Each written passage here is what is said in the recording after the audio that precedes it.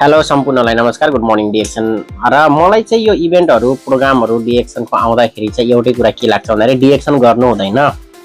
DXN गर्नको लागि DXN गर्नै हुँदैन। डिएक्सन गर्यो र अब सफल भइयो, डायमन्ड भइयो भने बहुत गाह्रो है।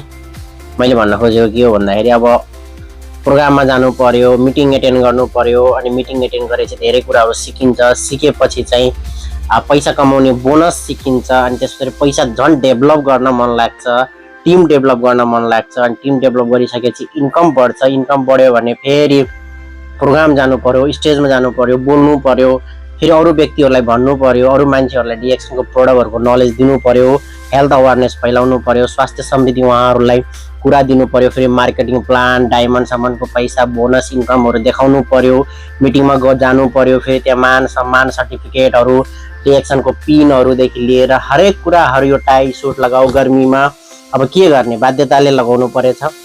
हिजोको दिनमा यही लगाउनलाई मरेको थिएँ, आज यही लगाइरहेको छु। अब गाह्रो भएको छ। अब गाह्रो के गाह्रो भन्ने, मिटिङमा जानै पर्यो, टाई सुट लाउनै पर्यो, भिडियो हाल्नै पर्यो, फोटो हाल्नै पर्यो हैन। अब सर्टिफिकेट लिनै पर्यो, अनि त्यसपछि प्रोग्राम एटेन्ड गर्नै पर्यो।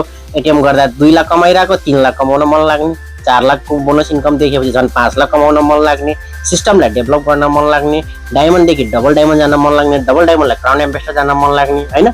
मान्छेको सोचाइ चाहिँ यहीमा आधारमा हामी इभेन्ट जान्छौँ, प्रोग्राममा जान्छौँ, डिएक्सन अफिसमा जान्छौँ, हामी चार्जिङ हुन्छौँ।